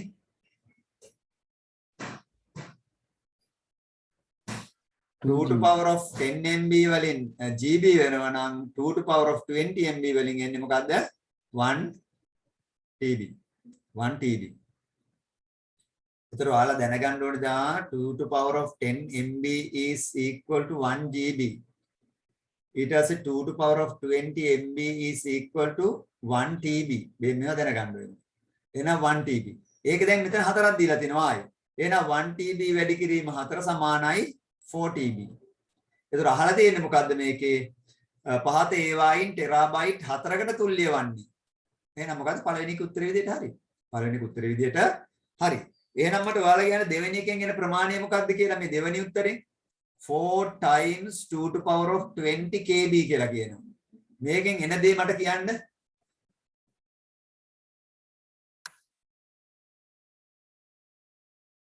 ඒක විශ්ලේෂණය කරගන්න කියම 2 to power of 20 KB කියන්නේ කීයද? සමානයි 1024යි KB. 1024යි KB කියන්නේ 1 MB MB වෙනවා. එතකොට මෙතන කියන්නේ 2 to power of 20 KB කියන්නේ මොකක්ද දෙන්නේ? 4 times 1 GB. KB දෙකේ 20 වෙනි බලය කියන්නේ 1 GB කියලා ඔයාලා දැනගෙන. එතන 4 GB තමයි මෙතන එන්නේ. ඒක වැරදිනේ උත්තරේ විදියට. දෙවෙනි එක වැරදි උත්තරේ විදියට. එතකොට ඔයාට කියනවා තව තුන්වෙනි උත්තරේ කියනවා 4 times 2 to power of 20 GB කියලා. මට එතකොට කියන්න මේකෙන් එන ප්‍රමාණය මොකක්ද කියලා? 2 to power of 10 GB කියන්නේ කීයද? 124 GB නේ. 124 TB. Sorry. petabyte Gigabyte. 2 to power of 10 GB කියන්නේ 1024 GB. 1024 GB කියන්නේ 1 TB. එතකොට 2 to power of 20 GB කියන්නේ මොකද්ද? 4 වැඩි කිරීම 2 to power of 20 GB කියන්නේ කීයද කියන්නේ? 1 petabyte 1 PB. very good. petabyte. එතකොට 4 petabyte එනවා PB එනවා එතන. ඒකත් උත්තරේ වැරදි. ඊට පස්සේ ඔයාලට දීලා දෙනවා අවසාන එක. අවසාන එක මට කියන්න බලන්න කට්ටිය කීයද එන්නේ කියලා. දැන් මේවා මම හදවන්නේ මොකද මේවා 4 වැඩි කිරීම 2 30 වෙනි බලය බයිට්. එහෙනම් මට ඒක කියන්නේ 2 30 වෙනි බලය කියන්නේ දැන් සමානයි 2 to power of 10 බයිට් කියන්නේ කීයද? ඒ කියන්නේ 1024යි බයිට්ස්. කියන්නේ කීයද? 1 KB 1 KB. එහෙනම් 2 to power of 30 කියලා කියන්නේ මොකද්ද? 1 KB 1 MB 1 GB දක්වා එනවා. 4 times 1 GB කියන එක තමයි මේකෙන් එන්නේ. එහෙනම් 4 GB නැවතත් එනවා 4 GB. ඒකත් වැරදිනේ. ඒකත් වැරදි නා පළවෙනි එක තමයි උත්තරේ. මේවා මේ වගේ වෙලාව ෆ්‍රී ටයිම් අරගෙන මේ වගේ ඒවා කැල්කියුලේට් කරන්න ඕනේ හදන්න ඕනේ. ඒකට තමයි මේක හොඳට ඔළුව ගෙඩියට වැටෙන්නේ. රයිට්. අපි යමු 8 වෙනි එක. ඒක පැහැදිලි වුණාද? සහන්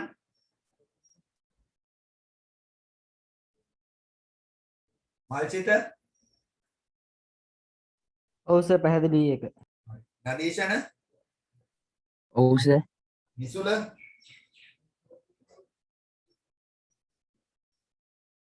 නිසුල කතා කරන්නේ නිසුල නිදිද මන්ද. රයිට්. ඊළඟ එක.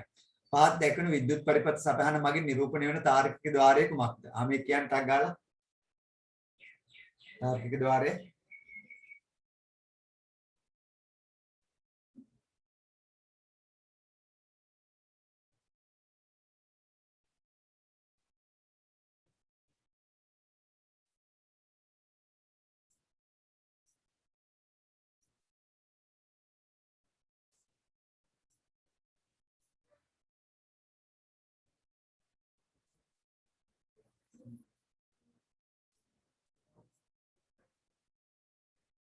මොකක්ද තාර්කික ద్వාරය?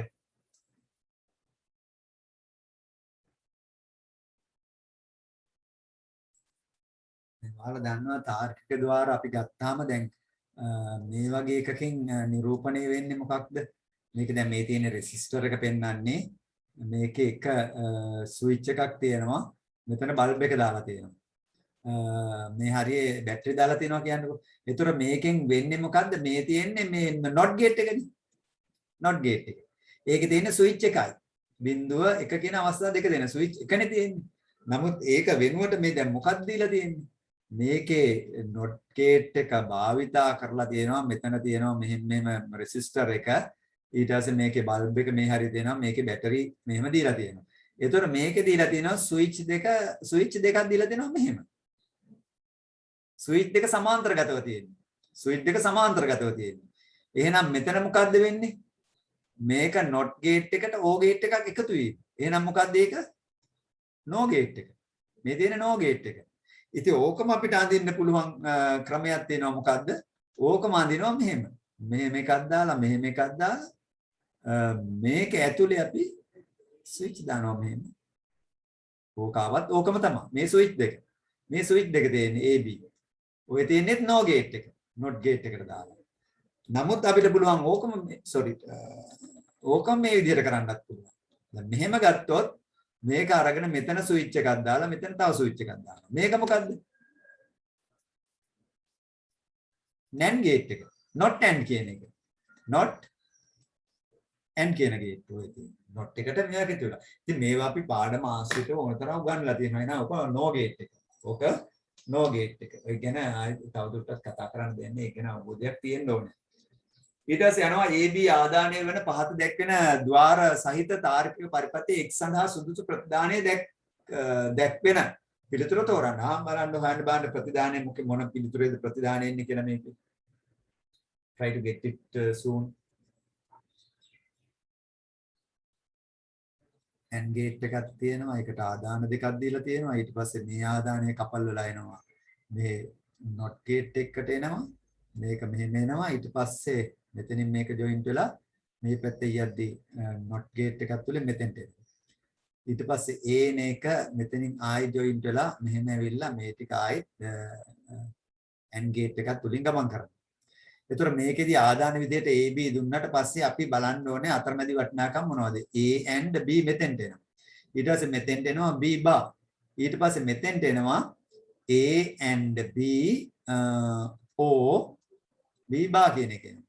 B bar කියන එක. හරි? ඊට පස්සේ ඒක මෙහෙන් එනවා මොකද්ද? මේ B bar එක මෙතෙන්ටත් එනවා. B bar එක මෙතෙන්ටත් එනවා. හරි. ඊට පස්සේ මොකද වෙන්නේ?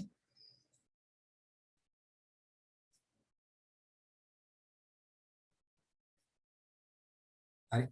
එතකොට මේ ටික වරහන් තුල තියෙන්න ඕන. මොකද O එකක් තියෙන නිසා ඊට පස්සේ මෙතෙන්ට එනකොට එනවා A and B O B bar within brackets and B bar. හරි. මෙන්න මේ ප්‍රකාශය එනවා. මේ ටික වරහන් තුල තියෙන්න ඕන හේතුව මේ O එකක් තියෙන නිසා. ඒ O එක ඇතුලේ කොහොමදත් AND එක කලින් කරනවා මේ AND එක පළවෙනියට තියෙන නිසා. නැතුව වරහන් දාන්න විදිහක් නැහැ. ඔය විදිහ ඔය වරහන තියෙන්න ඕන විදිහ තමයි ඒක පළවෙනි එක තමයි උත්තර විදිහට අපිට ඒක ගන්න වෙන්නේ. හරි? පැහැදිලිද ඒක?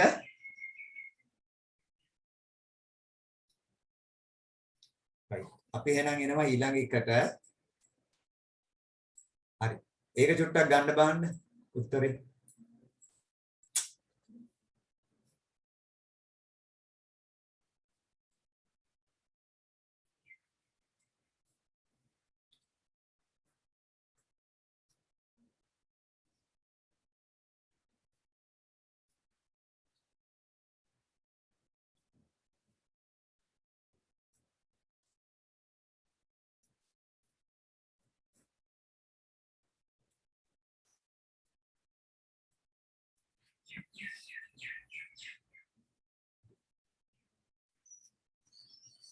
තියෙනවා මේක කියලා තියෙනවා සත්‍යතාවය. මම කරන්නේ මම මේ පැහැදිලි කරන්න භාවිතා කරන්න යන්නේ.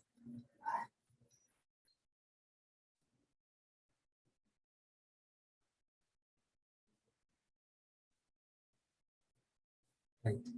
එතකොට මේකේ මේක විවිධාදාන දීලා තියෙන නේද? මෙතෙන්ට 10 මුලින් දීලා තියෙනවා. 11 මෙතන දීලා තියෙනවා. 00 මෙතන දීලා තියෙනවා. 01 මෙතන දීලා තියෙනවා. වෙනස් කරලා දීලා තියෙනවා. ඕඩර් එක නැහැ. ඕඩර් එක නැහැ. එහෙනම් ඒකෙදි අපි ගන්න ඕනේ ඉස්සෙල්ලා අපි මේ 10 යවනවා මේකේ. 10 යවනවා. එතකොට මෙතනින් මොකක්ද එන්නේ කියන්න බාන්නේ මෙතෙන්ට.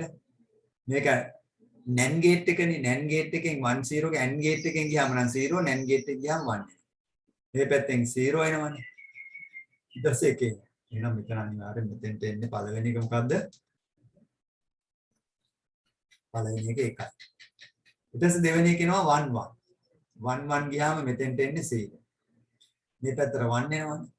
ආයෙත් ඒක 1 විදිහට එනවා. 1 විදිහට අවසානයේ කියනවා. ඊට 0 0 යනවා. 0 0 ගියාම මෙතෙන්ට 1. මේ පැත්තෙන් 0 එනවා. ඒකෙත් උත්තරේ 1. ඒකෙත් උත්තරේ 1. ඊට පස්සේ 0 1 එනවා. 0 1 ගියාම මෙතෙන්ට එන්නේ 1.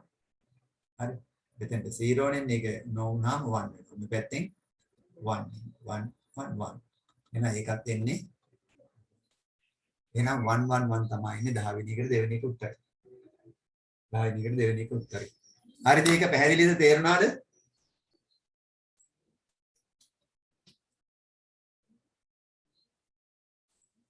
හරි. ඊළඟට අපි ඊළඟ ටික කරන්නේ 11 බලන්න.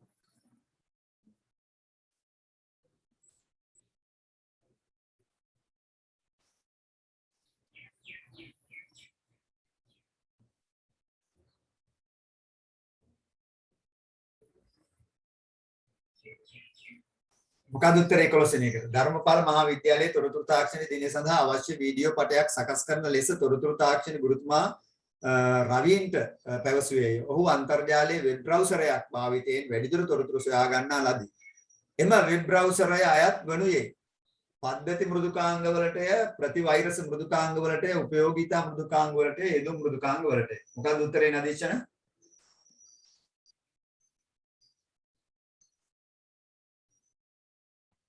යෙදුම් මෘදුකාංග. බ්‍රවුසරය ඇවිල්ලා යෙදුම් මෘදුකාංගයක්. බ්‍රවුසරය ඇවිල්ලා යෙදුම් මෘදුකාංගයක්. පද්ධති මෘදුකාංග නම් මොනවද තියෙන්න ඕන දේවල්? මෙහෙයුම් පද්ධති හරි, උපයෝගීතා මෘදුකාංග හරි, භාෂා පරිවර්තන හරි තිබ්බනම් පද්ධති මෘදුකාංග කියන්න පුළුවන්. උපයෝගීතා මෘදුකාංග කියලා කියන්නේ අපි දන්නවා මේ වෛරස් කාඩ් එක, ඩිස්ක් ඩිෆ්‍රැග්මන්ටේෂන්, ආකෘතිකරණය, ප්‍රතිභාගීකරණය, disk clean up, task manager මේ දේවල් තමයි අපි උපයෝගීතා මෘදුකාංග විදිහට.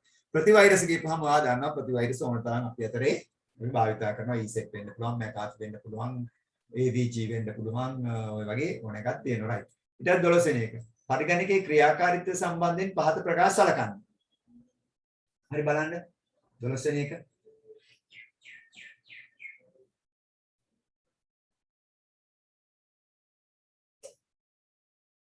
අතෙන්ෙන් අඩුන 15 දක්වා කරමු. right. 12 වෙනි එක කියන්නේ පරිගණකයේ ක්‍රියාකාරීත්වය සම්බන්ධයෙන් පහත ප්‍රකාශ සලකන්න.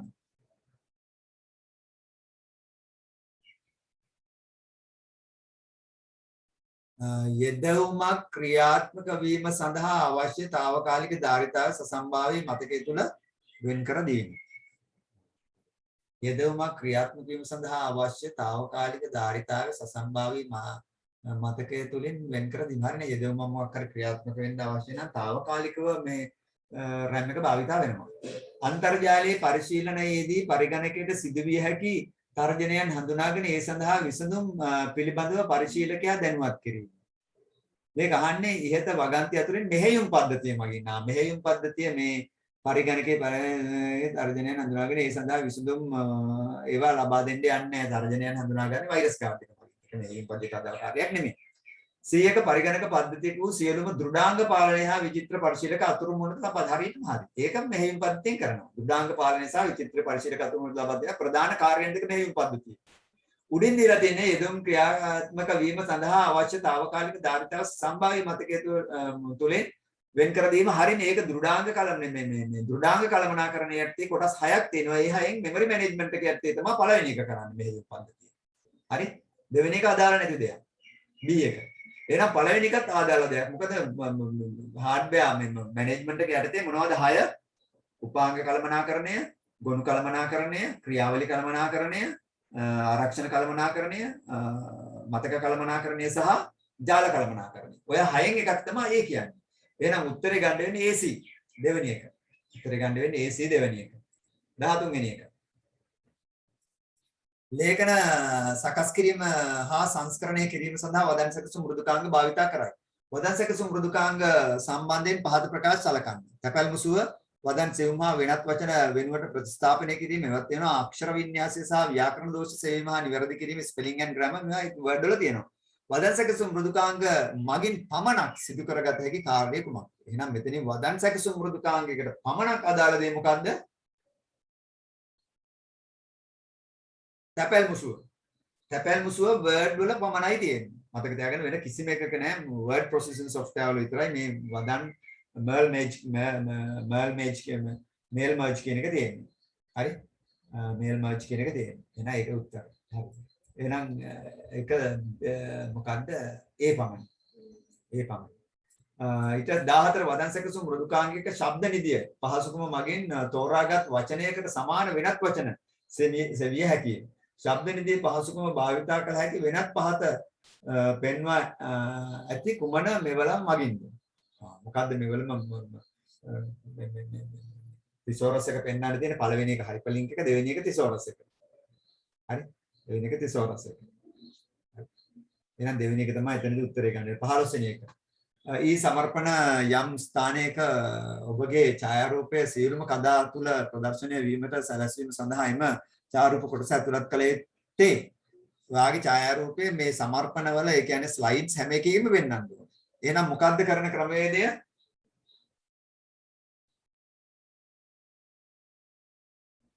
මොකද්ද මොන ස්ලයිඩ් එකද භාවිතා කරන්නේ?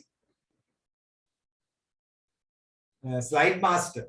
ස්ලයිඩ් මාස්ටර් භාවිතා කරලා තමයි ඒක අපි කරන්නේ. එතකොට මේකට ඔයාගේ රූපය හෝ අපිට අවශ්‍ය ඕනම දෙයක් හැම ස්ලයිඩ් එකකම පෙන්වන්න පුළුවන් ස්ලයිඩ් මාස්ටර් ක්‍රමවේදය භාවිතා කරනවා. ස්ලයිඩ් මාස්ටර් කියන ක්‍රමවේදය හරහා තමයි මේ පින්තූර ඇතුළත් කරන. එතකොට සෑම ස්ලයිඩ් එකකම මේක ප්‍රදර්ශනය වෙනවා. හරි. එහෙනම් අපි 15 නැවතුණු කට්ටිය අඩු නිසා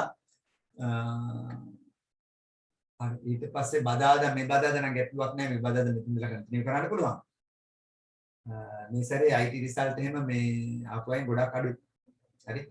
ගොඩක් අඩුයි මේ මොකද අර ටාස්ක් ප්‍රහාරය සහ මේ කොවිඩ් වසංගත තත්ත්වය නිසා මේ IT ළඟ තියාගෙන ටොප් වෙනලා ඉගෙන ගන්න නැත්නම් අමාරුයි. හරි? හරි, එහෙනම් මේ අද දවසේ නවත්තනවා.